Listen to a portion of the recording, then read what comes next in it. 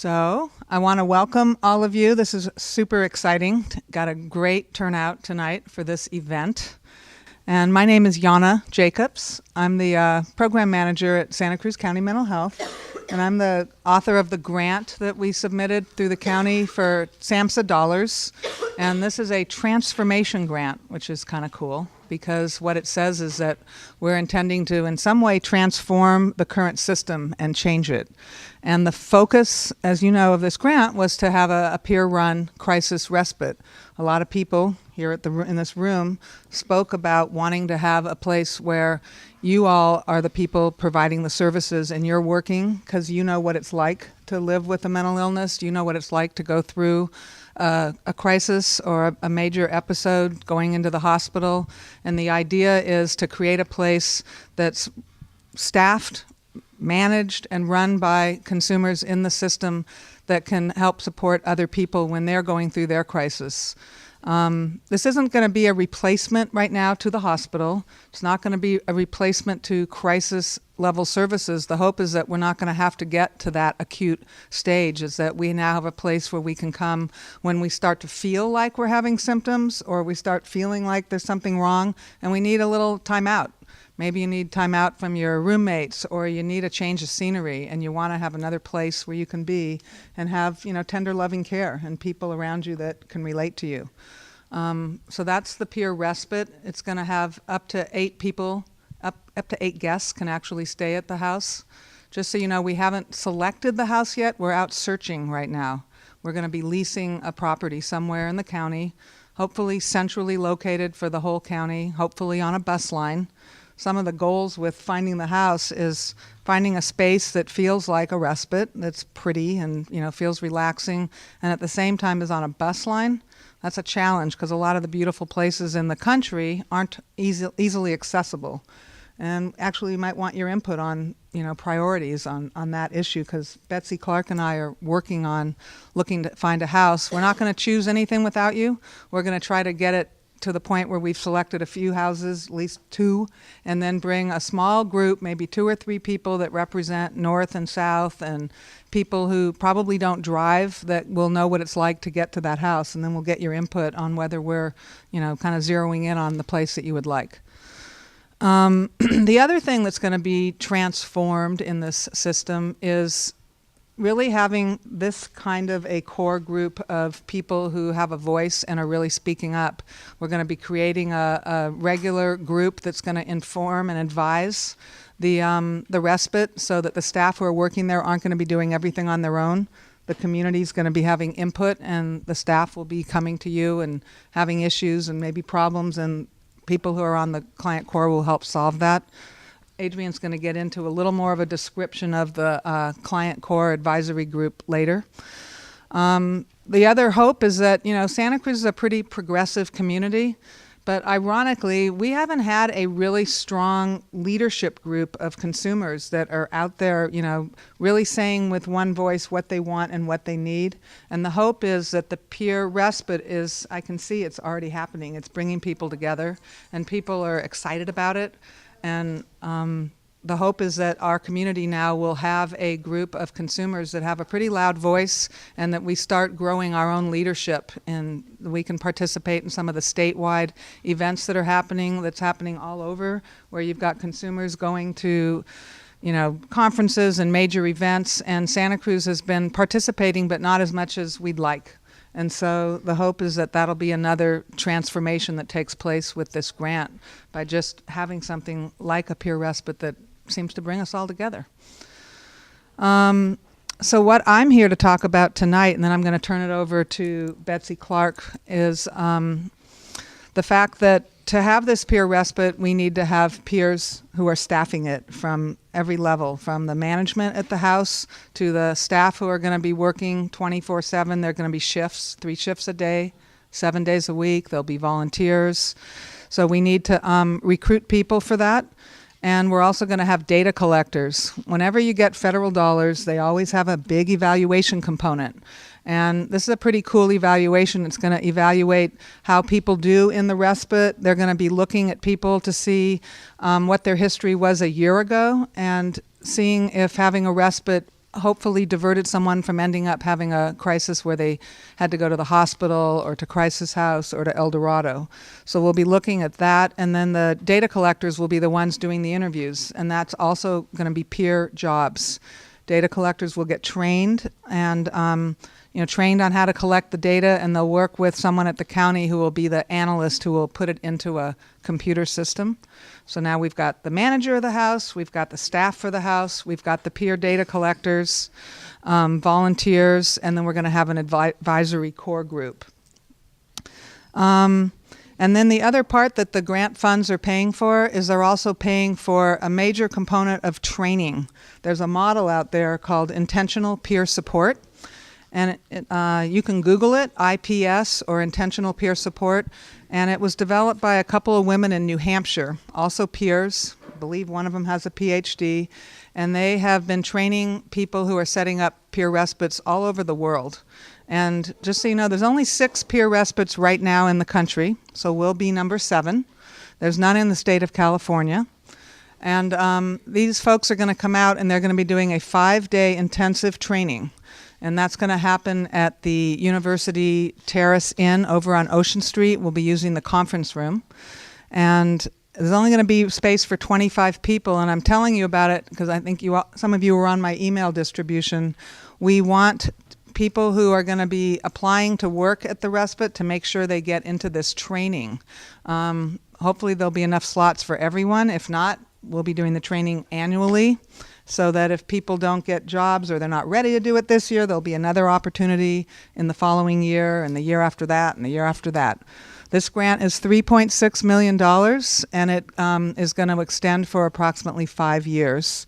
And then the hope is that if we're really successful and we've demonstrated to the county that we're really making a difference in people's lives and we're hopefully reducing the use of the hospital, that we'll be able to fund it with Mental Health Service Act funds that are typically going into outpatient services right now, that we'll see this as part of the continuum of care that needs to be funded. So we'll be looking at that through the results we get from the evaluation part.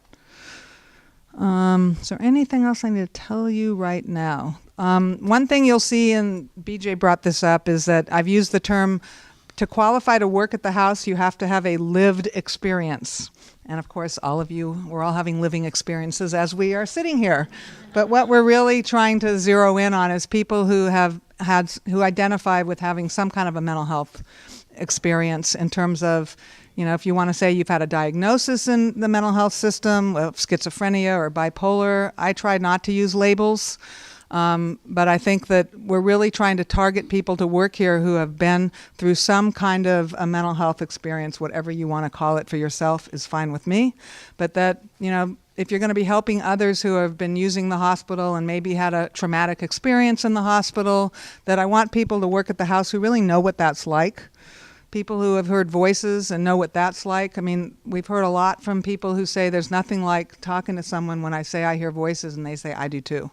That's really powerful. And that's a lot of what this is about, is people who know what it's like. And you can provide the services, and you've told me that you can do a better job, and I believe it. So we're doing this for all of you, and the hope that you're going to one day take it over. At the end of the grant, the dream is that maybe MHCAN will be able to be the organization that will actually continue to operate the house. Right now, Betsy Clark is representing Santa Cruz Community Counseling Center, and they agreed and offered to be the kind of administration for, hiring the staff. And there's a lot that goes into having to lease a place and be the property management and hire the staff and provide all that. And MHCAN was offered, but they didn't feel they were really ready yet to do that. So the hope was that in 5 years, with some support and guidance, that we could help get MHCAN ready so that they could then take it over and we'd really have a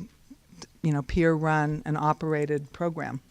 So that's the goal at the end of 5 years, and we'll see how we do. I've introduced Betsy from Santa Cruz Community Counseling, and she's going to talk tonight about the actual jobs and have some applications.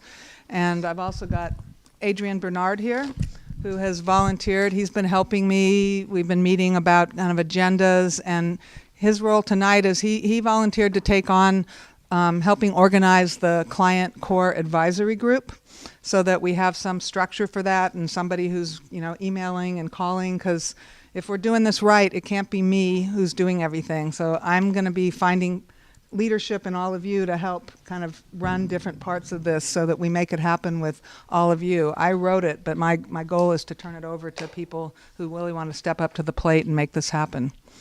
So with that, the other thing we want to do is, maybe Betsy, before you speak, I'm going to have a few people tell their story about how they feel their experience in mental health maybe relates to this peer respite.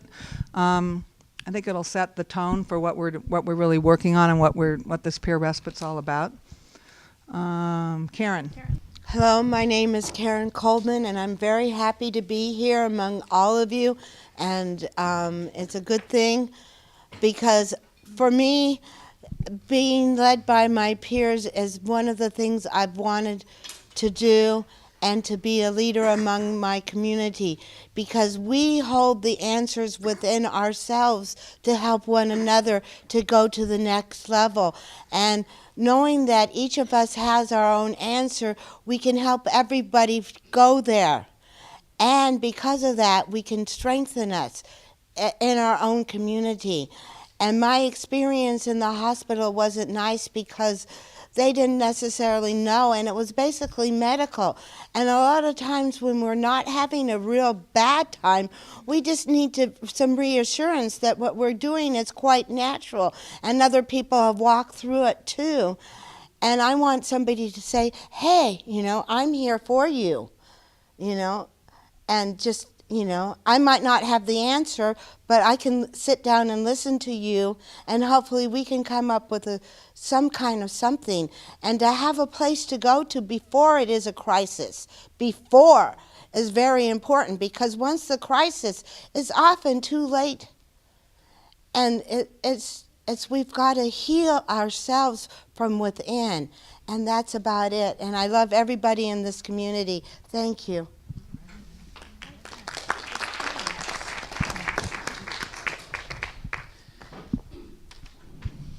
Good evening, everybody. It's a pleasure to see you all here. And my name's Ellen Jennings. It's also an honor for me to speak tonight. This building that we're meeting in, most of you know, is called Mental Health Client Action Network, MHCAN. It has a history of the clients getting together, organizing, and creating a successful drop-in, peer-run clients for clients, and it's very successful. And I look forward to the same kind of success for a peer-run crisis respite house. Just my own experience, I am a trauma victim from 1982, have taken many rides to the psych unit in the back of a police car. That is the method of transportation in many cases. And I can tell you, for a trauma victim, it's not the most therapeutic ride in the whole world. And it's also, I found for myself that I needed treatment for the treatment after I was released, that it was trauma compounded on trauma. And the respite house offers a place that is more conducive to rehab than per se an acute care facility. So my kudos to Yana for writing the grant, and I'm looking forward to being a part of this as much as I possibly can, either as staff or as a volunteer. Thank you.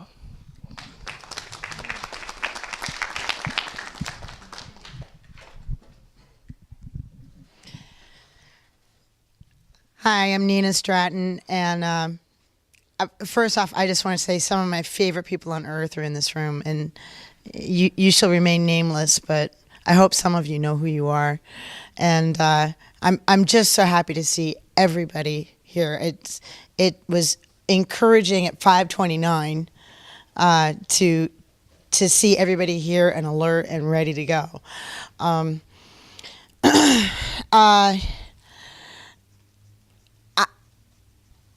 I really try very hard to keep myself out of the hospital. The last time I was hospitalized was in 2003. And pretty much the minute that I got out, I was determined never to find myself in a locked facility again. It sent me into a 6-month suicidal depression. It was humiliating. And since then, even though I have been successful in keeping myself out of a locked facility,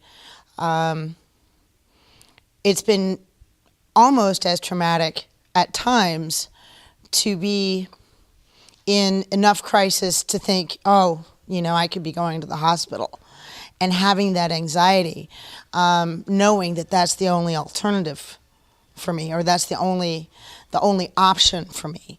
To have an alternative to the hospital for me would mean so much, because the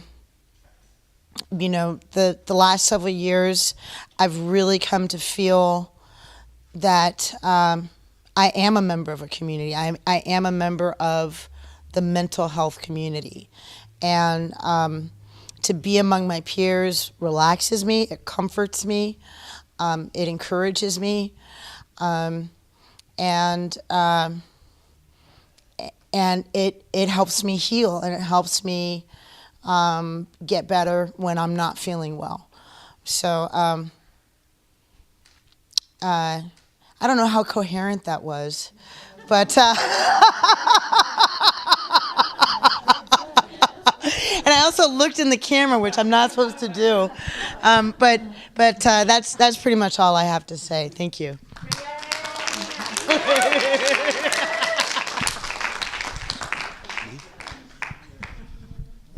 Hi, everybody. I'm Adrian. Some of you know me, some of you don't. I moved here from Sacramento about 9 years ago, and I went to school. Basically, I moved here to go to school, and now, for a long time, I felt that it's been important for me to get involved in some way in our community. I've always kind of known. I've made some half-hearted attempts at getting into MHCAN many years ago, but when I finished school, and I kind of floundered around doing nothing but working on my own stuff, and I kind of got bored doing that. So now it's time for me to come back and get involved with you all in any way I can, and so the movement here that's happening is really something that is unprecedented, and that we can really take control of this system that seems to have run totally amok on us. But not only control, but also to share compassion that we understand within ourselves with the people that are taking care of us. So that's all I have to say. Well, what I wanted to say was that over the last few years, I've been acutely aware of tragedies that have happened in our community. And there was a girl who jumped off a cliff 3 years ago because she got a diagnosis of schizophrenia. And in her mind, that she was doomed. That was the end. And if she had had peers like us who have survived schizophrenia, survived the lifestyle of the mental health system, and survived being systemized, she never would have had to make that jump. And what I hope for in the Peer Respite House is simply a sense of community, because sometimes what we need is just to be with each other and be with other people who have shared the kind of experiences we've had, not be in a place where there's this impassable boundary between provider and recipient. And I see this place as really, really hopeful, and hope not only for this place, but for the movement that is growing in our country. And I'm proud that Santa Cruz is one of the first to have this kind of facility, and I hope to be part of it. Thank you. Hi, everybody. My name is Stefan Dubos. Right now I work as a peer support counselor for the housing support team, and it's really good work because I get to spend a lot of time with the folks in the community, and I really enjoy it. I've been a client for many years, and it meant going to the hospital, EDC, Harbor Hills, Paloma House, because I was dually diagnosed as well, being shipped over the hill to, I think it was Creekside, where it's like this big building, and I feel like I'm just a number, and better fight to get back to Santa Cruz, or I'm just going to be like drifting down the river, never see me again. And I know folks who've been to Napa in the past and survived, and there's a lot of amazing people, a lot of amazing survivors. And the question I have is what qualities or what assets, what skills have we gained from our experiences? And like people have said, the knowledge, the communication from one person to another, that we've been there. Like thinking the floor at Dominican was electrified, and I'm afraid to get out of my bed because the floor is gonna electrify me. So the question is, what kind of skills do we have? What qualities did people have that have helped us or that we've appreciated? And I know that one thing is that sense of empathy, that sense that someone can really feel what I'm going through. That quality that somebody has all kinds of patience and all kinds of time to be with me and to hear me. And when I can't get out, I can't use the words to describe how I feel. Maybe I'm stuck, I'm shut down. Can someone still be with me? And I get that feeling that I'm not alone. Because I know that many of us have really felt that we're like all alone for a long time. And that there's maybe no place for us to go. There's no place for us to be. And so here's an opportunity where we once again get to help each other, be there for each other, provide a home for each other, provide community for each other. So what are those qualities? Compassion, being with people, having that empathy, really caring about people, and also being able to share, like people have said, what has kept us going, what keeps the fire alive in us, because we're people. And no matter how somebody wants to diagnose us or how we want to get labeled or stigmatized by community, we're stronger than that because we have the same spirit that flows in everybody. So I've had the privilege of working with lots of people in this community. It's made me a better person. I'm really grateful for my experiences, and I know many of us here are, because we've learned and we've grown with each other, and things are different. Things are different in my life. I'm very grateful because I remember I've been really down and out like only some of us might understand. Not even being able to really trust what our mind is saying, or not being able to feel, and going through all kinds of med changes sometimes. So this really is an opportunity, and there's some qualities of people, the clients as well as staff, when they're really there for me, and it just makes the biggest difference. There's a big difference between just being all alone, scared, suicidal, life's over, can't feel, can't remember, can't think, can't provide for myself. There's a big difference when somebody comes up and welcomes you, provides a sense of safety, a sense of we're in this together, a sense of I'm on your side and I'm not going to let you down. And as you grow, being able to understand that there's ways that we've connected through our community, so it's not just you're here for a couple of days and then you're gone back into the same environment. We have the tools to help each other to grow and to keep living and to overcome obstacle after obstacle, because that's part of life. And I get to see people's courage and people's heart and people's compassion from people in this room like I've never seen it anywhere else. So it really moves me. And I just It's an amazing amount of love and caring in this room right now. So thank you. Wow. My name is BJ North, and first of all, I'm just going to talk a little bit about the Respite Center and just know the privilege we have to have that here. That's amazing. I have seen Santa Cruz and the movement of whatever you want to call those who have lived experience of mental health challenges. I have seen that movement go from people from Emmeline being in this trailer to coming here and getting this building, and all the people who've been in and out of it in between. And what I know is that we're resilient no matter who we are. We're resilient. And I've watched the growth and challenges and changes of many people in this community. And I am glad that there's a place that can exist, that's going to exist, where if something happens there, we don't have to be embarrassed or stigmatized or, feel bad yet again and take a long time coming back to ourselves, because somebody can be there to help us not go to the falls, And the falls, I know what that's like, to live on the street, to be locked up, to live in a hospital, to live not even knowing who I am or what I'm living for. So for me, this is a great movement. Today, I used to be a recipient of services in Santa Cruz County for many years, right? No matter how I got through the door, it may have been fighting, it may have been using drugs, it may have been having a psychotic break, whatever it was. I realized no matter who people were, whether they were peers or people who worked for the system, they were always friends, always open to me. That's what I know. And if it wasn't for some of the people out being open enough just to see me continuously walk through that door and be a mirror, I wouldn't be where I'm at today. And I want to say a little bit about where I'm at today. I've received services, and then I worked here in the services as a provider, and now I'm a consultant to providers in the system.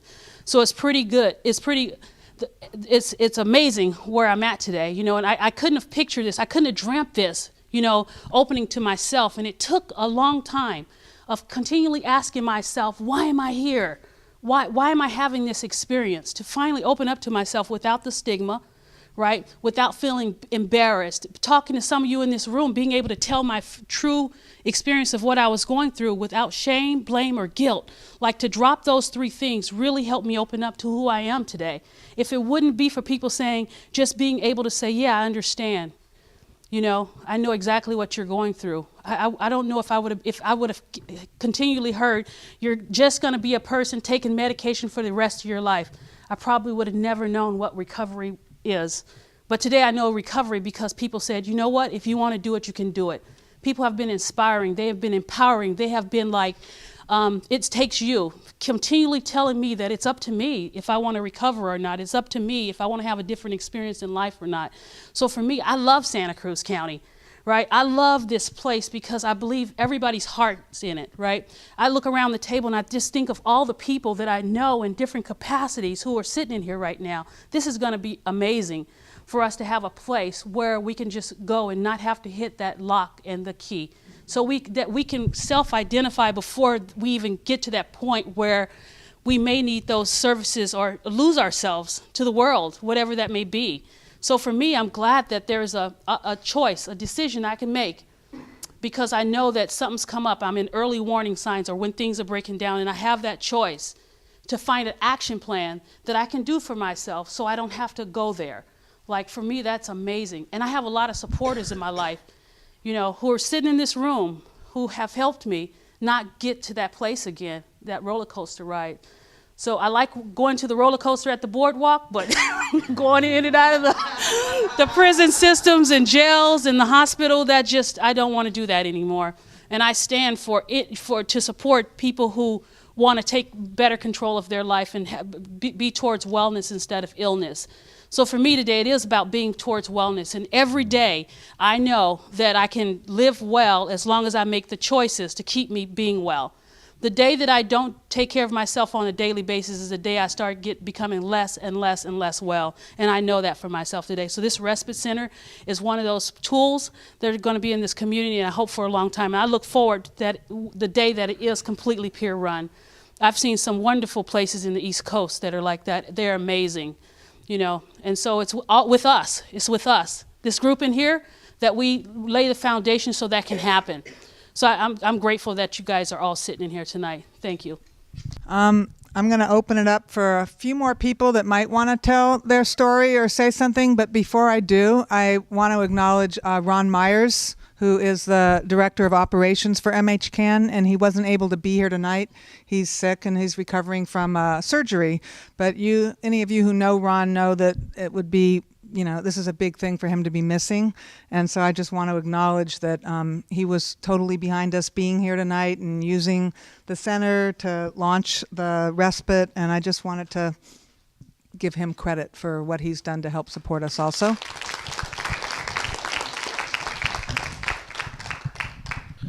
Hi, everybody. My name's Miles Randall. I'm a peer navigator. I work for Community Connections as a peer navigator. I started off, I'm really grateful for my work. I'm really grateful for working with other clients. I'm really grateful for the clients that need help. I came through here to get peer navigator, and I took training here for that.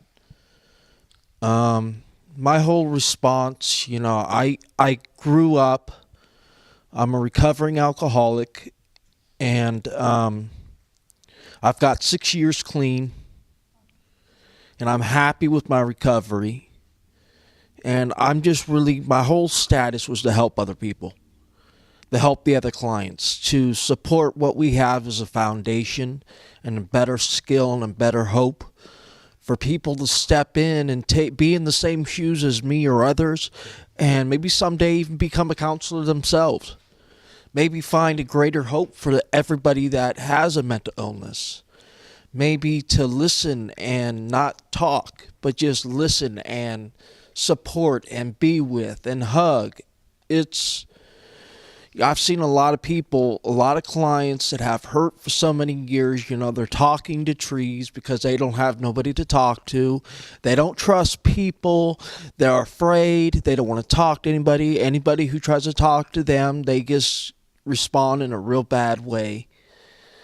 And I hope to God one of these days I could run up to one of them and just say hi, and they say, hey, hi back, I want to see people be in a better recovery, either clean and sober, mental illness, or just health-wise. How can I support someone as a client, as a friendship, or a family counselor?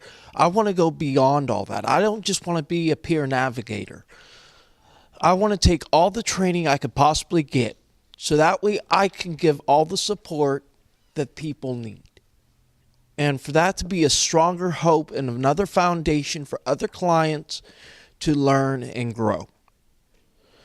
And if that means they get their own place, great. They take care of it, great. Do they need help with that? Great. Yeah, I could do that. I'm mentally ill myself. And I have schizoaffective I think that's what my doctor said I was. But I started off bipolar, and I went to manic, and I went to depressive, and I became schizoaffective. I was having a rough time when I was younger, and I never really heard voices until the year 99. I was about 20 years old then, 18 years old. I'm 31 now. I've learned a lot, and I've grown a lot, and I'm not the same person I used to be. The person I used to be would use drugs. The person I used to be would get in fights. The people that I was afraid of. I was really having a hard time growing up. I was mentally and physically abused, and a lot of that had a lot of trauma on me, and I know a lot of people have that problem with their parents. And I know how they grow when they get older. They still have that traumatized feeling. And especially for a mental health patient to go through something like that and then grow up and they still have all these feelings in their head or in their heart and they just aren't the same. They can't grow up because of it. That's why we're there. We're there to listen to them, help them, congratulate them, make them feel supported, make them feel like they can be somebody, make them feel that they can be homely, acknowledged, friendships that are positive, people that don't use, people that don't break laws, people that don't have that negative side. But for me, I have to be that person who supports them. That means that basically I'm the one who has to make the change, not them. They're there to get support because they can't help themselves. They don't know how, but I do. I know how to make that change. I know how to make that for me. So I'm the one that's got to listen, because if I listen instead of talk so much, they're going to get their support and they're going to step forward. So that's all I got to say. Thanks.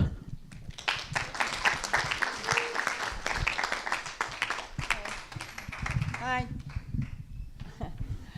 Tell me if I'm loud enough. My name is Cindy Sanders. I have been continuously in the mental health system here in Santa Cruz for the last 10 years. I was born what some people deem dysfunctional. Okay, I've been dysfunctional all my life in certain ways. Anyway, I have experienced so many situations, okay, that I'm not very articulate at the moment. I'm PMSing, so anyway, yeah. Whatever. Anyway, yeah, I have lived experience, yeah, all my life, and I know I was taught by my grandmother when I was 5 years old that bottom line, it's all about personal responsibility. Okay, I have never been institutionalized ever, although I have.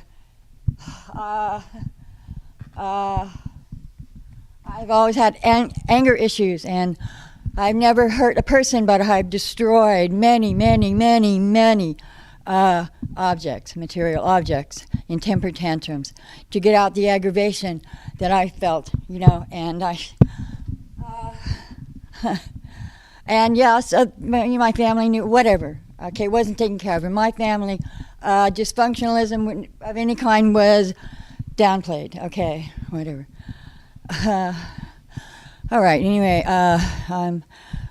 like I said, I've been in the North County mental health system for 10 years. Dr. Natu is my psychiatrist. Cheryl Daniels is my therapist.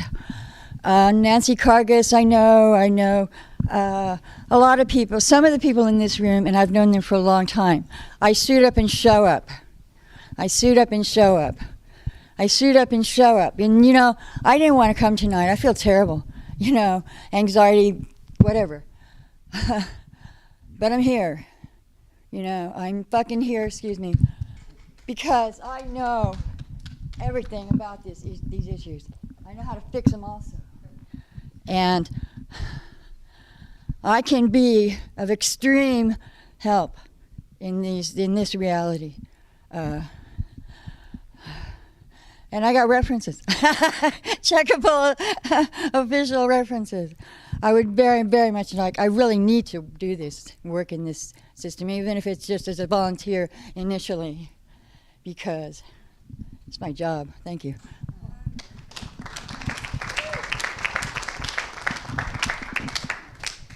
I've been in the Santa Cruz, quote, medical system for since 2001. I haven't been hospitalized in 9 years, and I'm very proud of myself for that. I've lost two of my parents the last year, both my parents. I have a stepmom still, and I'm very grateful for everyone here and the mental health system in Santa Cruz, because you guys have been very helpful to me. And I'm very grateful for all of you and all the support and all the great coordinators and social workers and everyone. And it's this great place to be. I mean, I have family members in Carlsbad and San Francisco, but I like to stay here because you guys are just great, and I believe in Santa Cruz, and I believe in you know, what you guys are doing and what we're doing, and I'd love to be a part of it. I get a little emotional sometimes when I speak, but I really believe in this. Thank you very much. Good evening. My name's Tristan Arviso. Sorry I'm late. A little miscommunication. I just ran here from Emmeline. Anyway, I'm hurting right now. Besides the point, I was really excited to hear that the grant came in. I mean, whoever knew that, I guess rehab up here would be, clients would be running it. It's just, it's amazing. I've been in the system too long. But through all that, it's just come a lot of recovery, and all of you have helped. I mean, I've worked with a lot of you personally, and I was on the street like a couple, maybe 4 years ago, and then I ended up getting rescued by Deanna Laws, who is a coordinator in this county, and then went to Darwin and some other housings, and I ended up just turning around somehow something turned me around. Miscommunication with my parents, that whole thing was all just not good. And then I graduated from Darwin and then got into housing, supportive housing, graduated from that, and now I have my own place. I'm in school right now for human services, so I'm learning a lot. I just had a midterm today, which was good, so I felt really good about that. And thank you. And I'm learning actually a lot from doing that and being here and doing my training at the Walnut Women's Center for the youth to be an advocate there. And I don't know, everything has been good. I think the peer respite house is going to be a really good tool for us clients who can help other clients. And I was at the Halloween party, and was reminiscing. I'm like, I'm going to be helping some of you. And but I just had my anniversary with 2 years without any medication, just stable, no medication at all. That's what I said. Wow. And then in December, I'll have 4 years without cutting and 2 years without drinking. And so that's and 9 months without pot or pills. So that's just been very good. And so I thank all of you for helping out. And I think this one's going to be really good to see the county be moved by peers. And hopefully this can open up more respite houses around the county. So thank you. Wow. I just want you all to know that nobody knew they were going to be speaking until maybe a minute or two before, and none of this was rehearsed, and I'm just really, really moved by people's ability to just pull it together and tell their story and talk about what this means to them in just such a spontaneous way, and especially being videotaped at the same time, because you guys did a really great job, and it feels like the grant was written with all of your voices in it, so that really feels validating to me that we hit it on the right mark, so that's great. Okay, so the next part is I'm going to turn this over to Betsy Clark to talk about the actual jobs. I've also got flyers, because you heard me talk about the training, so there's some flyers about the training, the intentional peer support training, which is going to teach all of us a new form of communication as counselors and support people. Just the key that Sherry Mead, who kind of developed this training, the word she used is it's about mutual support and mutual communication skills, which I'm really excited to learn, because I think it just sounds really cool that we're going to learn a whole new way of speaking in a mutual way. There's no more one up, one down. There's no hierarchy with a power trip going on. And that's what the training sounds like to me, but we're going to be practicing for 5 days. So I look forward to that too. So here's Betsy to talk about the actual jobs. Okay. Hi. I'm also really impressed by everybody here. So many people. I mean, I know so many of you, but that everybody's here tonight and just came out. I didn't bring anywhere near enough stuff because I didn't know there'd be such a turnout. I mean, I sort of did, but but not really. If I would have thought about it, maybe. And also, the speakers are. It's like Yana, it feels very validating that we're doing this and that everybody's behind us, because there really wasn't that much time. By the time Yana got the word that we were going to do this thing, it was like 3 weeks. So there really wasn't all the time. I think you had one meeting here, but there wasn't really time to really do a good job of getting around and saying, what do you guys want and what do you think would work? So, Yana, certainly deserves a lot of credit for just plowing ahead with that thing, just plowing ahead.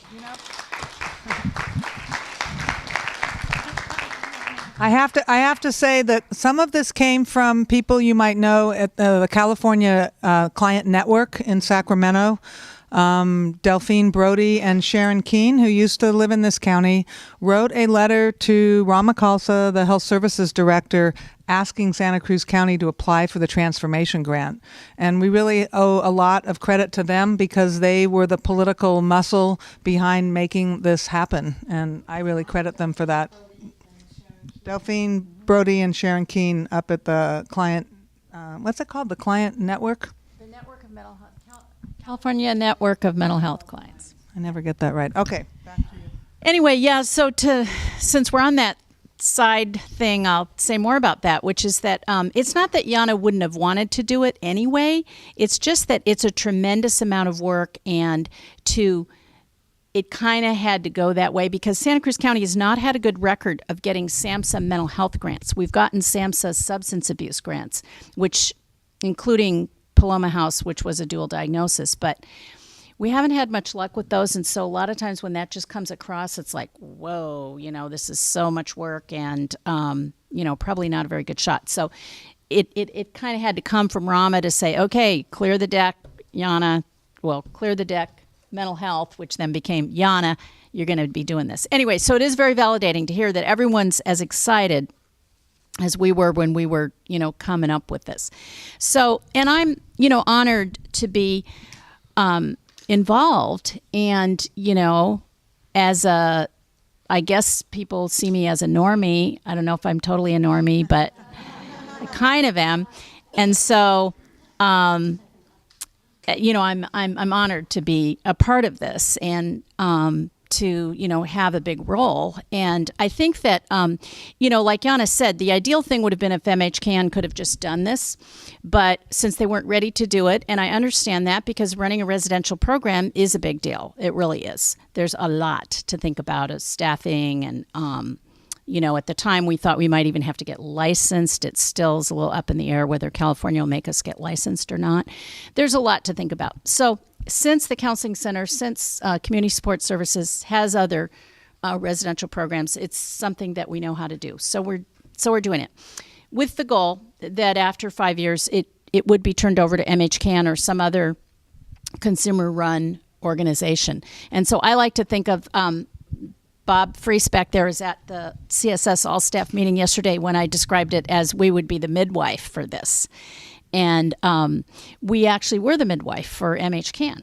I don't know if anybody knows that, but not that, that's like taking too much credit, but we were the financial umbrella for MHCAN until they became their own nonprofit. So it's a little bit full circle in that way that we could do this and then turn it over at the end.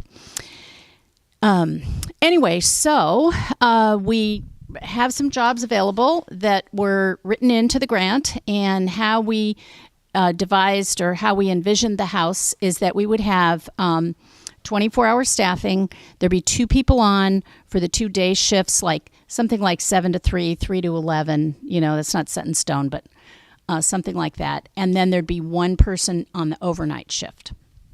In addition, there would be some on-call people and some volunteers. So that, and there would definitely be someone to call if you were by yourself and, something was going on and you didn't feel you could handle it, or even if there were 2 people. There will also be a manager, and that manager would actually be hired first and would have a big role in the hiring of the rest of the staff and in setting up the schedule, how is this going to work and who's going to go shopping and all of that kind of stuff. And I guess Adrian's going to talk more about the client core, but in other communities, when we were working on the grant, we found out that sometimes the client core was also involved in, coming up with ideas about how the house could be run or what sort of things could be offered. And I don't know if anybody's had a chance to read anything that was written in the grant or anybody wants to, but I put it on the county webpage. So okay. So federal money always comes with a big evaluation component, because what they want to do is they want to test out things, find out what works. And they liked our idea of doing a peer respite, and there were a few other ones that they knew about. So they want to get more data on that. They want to see, does this work? And so I'm not even sure what exactly we'd be collecting data on. That'll all be determined, but you would be involved in that. You'd be working with an analyst on that. So for some people that might really appeal to you to get into that sort of geeky kind of, work. At the same time, you need some interpersonal skills because you'd be interviewing people and, maybe asking people for information along the way, and also tracking people down after they leave and asking, about their experience or how they're doing or that kind of thing. So I want people to know who are watching this that if you're interested in working at the Peer Respite, there's a website where you can apply online, and the website is, there's 4 C's, sccc.org.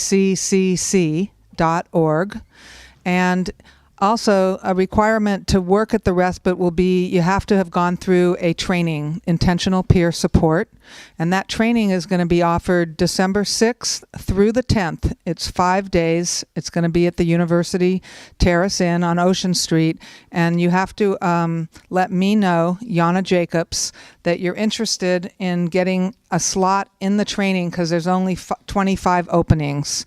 And to do that, you have to contact me at 454-4539 or email me. It's a long email. It's Yana, Y-A-N-A, .jacobs, J-A-C-O-B-S, at health, H-E-A-L-T-H, .santa-cruz.ca.us. So again, you need to be able to get into this training so that we can consider you for one of these jobs that Betsy's been speaking about. I wanted to clarify how you qualify. When we mention, we've been saying peers, we've been saying lived experience, we've been saying a bunch of things. What we wrote in the grant and what it says on here is this position is targeted to peers. A peer is defined as a person who can inspire hope by openly sharing their experiences of recovery from extreme emotional distress, a psychiatric diagnosis, and disruption to their life that has lasted at least 3 months. Please confirm your peer status in the cover letter. So for people, from the outside or whatever, we're expecting them to talk about that a little bit in the cover letter so that we know that we're hiring people that can do this, that can,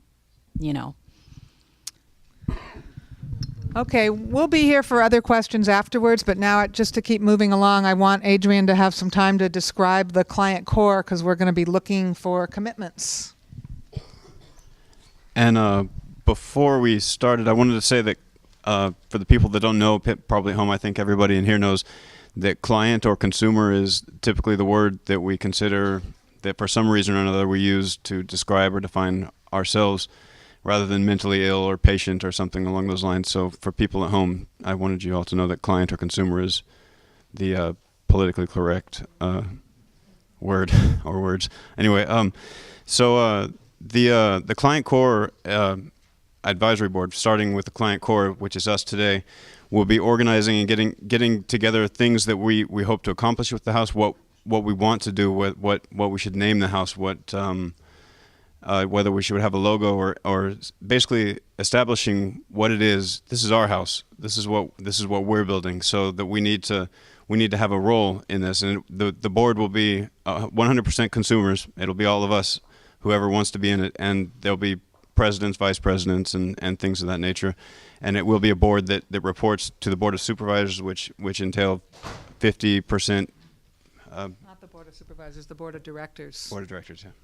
So the Board of Directors, I don't know all the terms. So the Board of Directors will be involved with us directly, and they'll be 50% consumer and family members, and the rest people within the providing community. So that we'll maintain contact with them, and we'll also have a direct input on the house itself, so that it's constantly a kind of an experience of constantly shifting, constantly bringing in new ideas. We'll have people coming in from the house, hopefully, into the board itself, into the client board, that it'll be constantly changing, and the ideas will keep coming in. That new ideas come in. That people are being heard. That people from the House are speaking to the people on our board, and that's getting back to the Board of Supervisors, Board of Directors. Directors. That's kind of what we're starting, and it's and that I'm facilitating. I'm just going to kind of bring everybody together and try and get this client advisory board off the ground, so that we can basically then really have an input on what's going on in this whole respite project. So Is that going to be a different job itself? It's going to be volunteer. It's not going to be a job. It's going to be people committing their time to working. You want to do that? And we'll meet quarterly. So it'll be every. We will. So the client advisory board will meet quarterly. So I guess that's 4 times a year, and so and yeah, that's pretty much it. I think that's all I have to say. That's a good question. So Mel was asking how much the county coordinators will be involved in the respite program. The respite was not written as a service for the coordinators. It's written to be a service for the peers, clients, consumers in the community. If someone has a coordinator and they want their coordinator to come over and visit them, or they want to, they want their coordinator involved, that's going to be up to the individual who comes to the respite. A lot of you have really close relations. But this is self-referred. If you want to go to the respite, you self-refer. It's not going to be your coordinator referring you to a program. It's going to be you yourself referring yourself to the program.